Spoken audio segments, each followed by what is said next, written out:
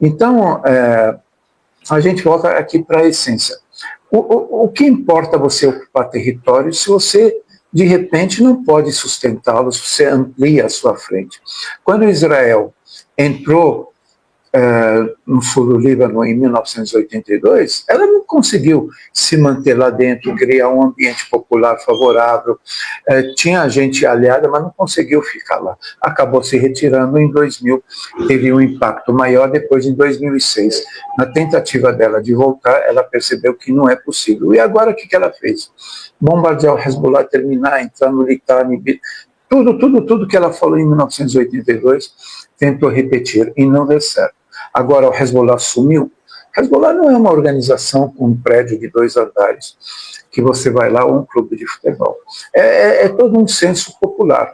E esse senso, e essa vontade, esse ambiente, formado predominantemente pelos xiitas do Líbano, mas com apoio de muitos muçulmanos arabistas, de cristãos arabistas, permite que nós estamos entrando numa trégua prolongada. Mas o que vai acontecer no Hezbollah? Vai ter uma renovação de toda a sua liderança. Isso o próprio secretário-geral Naim Qassem disse, o Hezbollah vai se renovar. E isso é entendido, são gerações que mudam. A geração do ex-secretário-geral Hassan Nasrallah durou 40 anos. Agora é uma nova geração que saiu de uma guerra, saiu vitoriosa, mostrou que tem a vontade, e ele simplesmente disse, perdemos o caminho de recebimento de armas da Síria, mas isso não significa que a resistência não vai se readequar. Ela hoje fabrica drones, fabrica mísseis pequenos. Vejam em Gaza, até agora eles estão fabricando aquele 105, que é um tipo de lança-foguete contra tanques, estão reaproveitando todas as bombas que não se explodiram para utilizar elas contra os próprios tanques israelenses. Então, quando você tem a vontade popular de resistência, você não acaba, você vai se adequando, um tempo maior, um tempo menor. Não há dúvida que o Hamas vai continuar no espírito das pessoas. Vai mudar de nome? Vai, mas alguém dessa nova geração que sofreu, perdeu sua casa, vai falar, não, eu vou conviver com Israel, com os israelenses? Está literalmente a diferença entre você vencer a guerra é a mesma coisa que um campeonato, você vence a taça, mas depois começa um novo campeonato, não é toda hora que você vai ficar com a taça na mão. Israel está invadindo. Isso significa que ela vai conquistar o quê? Vai colocar assentamento? Ela não conseguiu colocar assentamentos, porque na parte do Líbano ela vai colocar assentamento numa região densamente populosa, drusa, que acredita muito mais no arabismo, que precisa viver com o Islã e não com Israel. Será que ela vai achar? Então, essa vitória que Israel está fazendo, está se declarando, estou invadindo terras, isso vai levar aonde? Vai levar a lugar nenhum. Ela só vai abrir o fronte mais para a permissão que resistentes entram pelo fronte da Síria, vai se repetir a situação que tem no sul do Líbano, e em Gaza a crise interna de Israel não vai acabar tão cedo, né? Os palestinos não é de noite para o dia que vai acabar tudo nisso daqui. Só que tudo isso que a gente está falando, a gente ainda está no meio do caminho, porque o caminho mais longo é Teherã.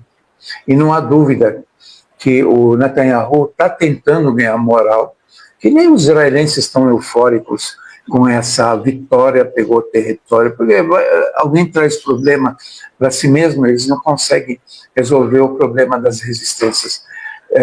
O exército não consegue, nem da resistência palestina, muito menos da resistência libanesa, do Hezbollah. Agora vai achar que na Síria todo mundo vai. Eles mesmos disseram que esses grupos terroristas, peraí, eles não são tudo isso. Nós estamos felizes que eles derrubaram o Bashar, mas eles não podem não ser melhor. E hoje, um dos comandantes desse grupo, do Hayat Tahrir al-Sham, ele disse claramente, por que Israel está invadindo a Síria? O que ela tem a ver com isso? Por que ela andou destruindo o exército? Quer dizer, já começou o problema. Eles já estão começando. Como você vai dizer para um árabe, a Síria ocupou mais terreno e nós viemos aqui? Todo mundo, daqui a pouco, vão dizer, peraí, queremos o Bashar de volta. Então, a situação não acabou, não é uma derrota só, que você acaba com uma causa tão grande como é a questão do Oriente Médio. Eu volto e acho que realmente Israel ainda vai cometer dois grandes problemas. Um que ela parece que já vai fazer no Iêmen. E o Iêmen, ele já sabe que não é para responder sobre Israel apenas, é para responder sobre os britânicos e americanos. Tanto que o porta-voz do exército do Iêmen, ele sempre enfatiza que nosso inimigo não é somente a entidade sionista, é os Estados Unidos e a Grã-Bretanha e os aliados deles. Então, no Iêmen pode haver realmente um confronto muito forte, assim como o Netanyahu pode organizar uma grande tentativa de bombardear o Irã, e o Irã não vai ficar quieto. Esses países, como o Irã com a Rússia, eles trabalham quietos, sem precisar. Todo mundo está focado na questão nuclear. Não vai usar bombas nucleares. A Rússia vem aqui e faz um míssil forte, né, que literalmente explode a temperatura do Sol, já demonstrou que está presente. Se ela tem esse armamento, por que o Irã não pode ter esse armamento?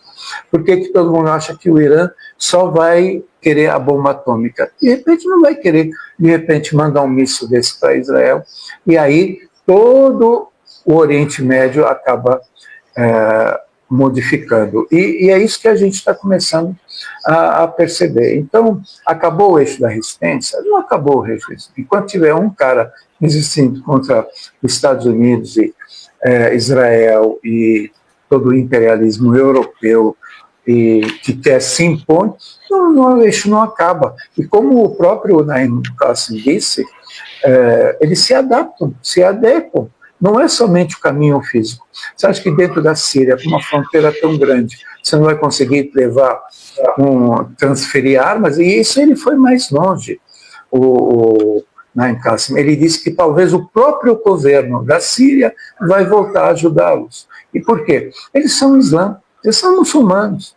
Eles têm coisas entre eles que literalmente vão acabar se identificando e criando um novo modelo da resistência. Então, se você tem um eixo de resistência, você vai ter um new eixo de resistência. Você tem a Síria, vai ter uma nova Síria.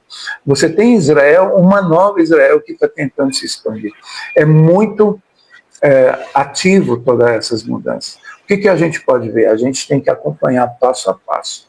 Mas eu não acredito que realmente já vencemos, não existe uma parte que pode dizer já venceu, e não existe uma parte que já fomos derrotados. Inclusive, o grupo que apoia o presidente Bashar al-Assad. A ida dele para a Rússia pode ser também um preparativo para o que possa vir no futuro. Talvez não seja com Assad, mas com os grupos que o apoiaram durante mais de 50 anos, quase 60 anos de governo do Baas. Estamos para ver muitas mudanças ainda para chegar.